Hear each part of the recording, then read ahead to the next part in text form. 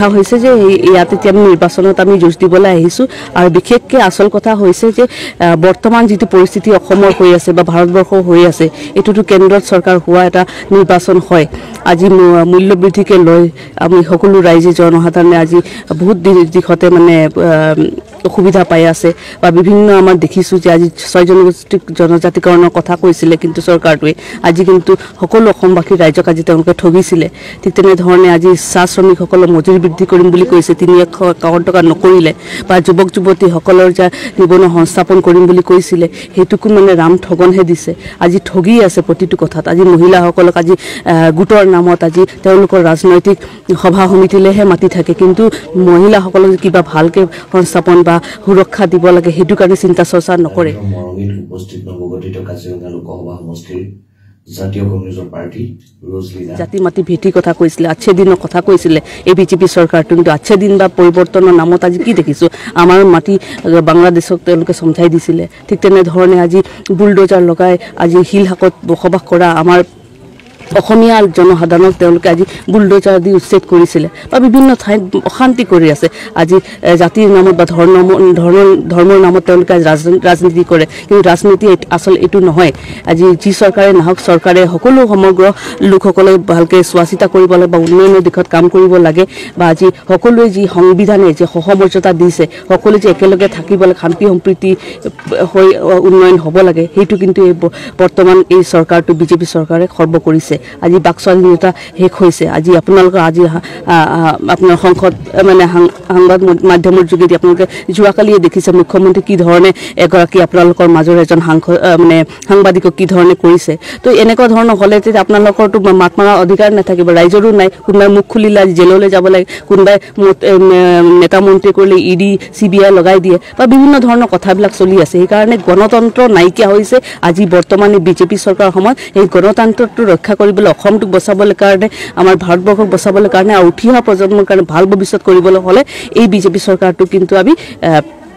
পৰাজিত কৰিবই লাগিব সেইকাৰণে আজি ইণ্ডিয়া এলায়েন্স আমাৰ লগত আছে আমাৰ বিৰোধী ঐক্য মঞ্চ অসমত একেলগে আছে সকলো একজুট হৈছে আৰু সকলো আমাৰ অসমবাসীৰ মনত এইটো বান্ধি লৈছে যে আৰু এই বিজেপি চৰকাৰৰ এই মিছা কথা প্ৰতিশ্ৰুতিত তেওঁলোকে আৰু ভুল নাযায় সেইকাৰণে আজি স্কুলবিলাক বন্ধ কৰিছে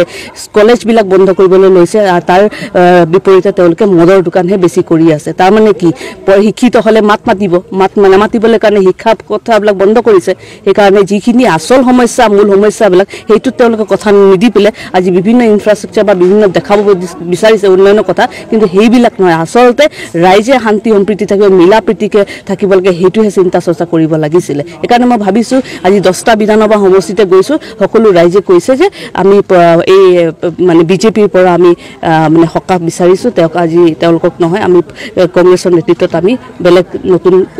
চৰকাৰ বা কংগ্ৰেছ চৰকাৰ পুনৰ ঘূৰাই বিচাৰিছো যেতিয়াৰ পৰা এতিয়া চাওক এইটোৱে মোৰ মাতৃভূমি ইয়াৰ পৰাই মই ৰাজনীতি আৰম্ভ কৰিছো জিলা পৰিষদৰ পৰা গাঁৱৰ কাম কৰি পেলাই ঠিক আছে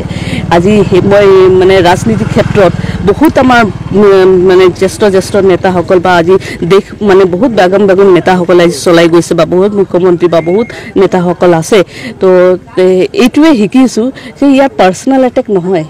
আজি আমাৰ যিটো আইডিঅলজি আছে বা আজি কিবা মানে আমাৰ যি নীতি আদৰ্শ আছে বা ৰাইজৰ কি সেৱা কৰিবলৈ হয় আমি যদি কাবাক ব্যক্তিগতভাৱে কৰো তেতিয়া হলে নিজৰ কামৰ কাবাক যদি আঙুলিতে নিজলৈও পইণ্ট হয় তেতিয়া হলে আপোনালোকে কি কৰিছে আমি কাকো পাৰ্চনেল এটেক নকৰো আহিছে হয় বেলেগ দলৰ প্ৰতি মানে প্ৰতিদ্বন্দ্বিতা হ'ব তাত সেইটো হ'ব কিন্তু কাবাক হেতু কৰিছে হেতু তেওঁলোকৰ বিষয়ে আমি কিন্তু কাকো নকওঁ আমাৰ কোন দলে কি কাম কৰিছে ৰাইজৰ কাৰ সেৱা কৰিছে হেতুহে আমাৰ কাৰণে ডাঙৰ আৰু ৰাইজৰ কাৰণে বেছিকে যে জনসাধাৰণ ভালকে শান্তি সম্প্ৰীতি উন্নয়ন হয় বা সকাহ পায় সকলো ক্ষেত্ৰত হেতুহে লাগে আৰু গণতন্ত্ৰ যদি বাজি থাকে সকলো যে বাকস্বাধীনতা থাকে হেতুহে আমাৰ কথা মূল আজি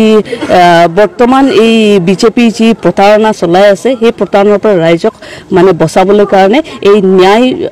কাৰণে আমি এই নিৰ্বাচনত নামিছো আজি কৃষকসকলৰ ন্যায় কাৰণে শ্ৰমিকসকলৰ ন্যায় কাৰণে যুৱক যুৱতীসকলৰ ন্যায় কাৰণে মহিলাসকলৰ ন্যায় কাৰণে আৰু সামাজিক যোনটো ন্যায় সকলো আমি যে একেলগে ধুনীয়াকৈ এটা থাকিব পাৰোঁ এটা ভাল পৰিৱেশ থাকিব পাৰোঁ সেইটোৰ কাৰণে আমি ওলাই আহিছোঁ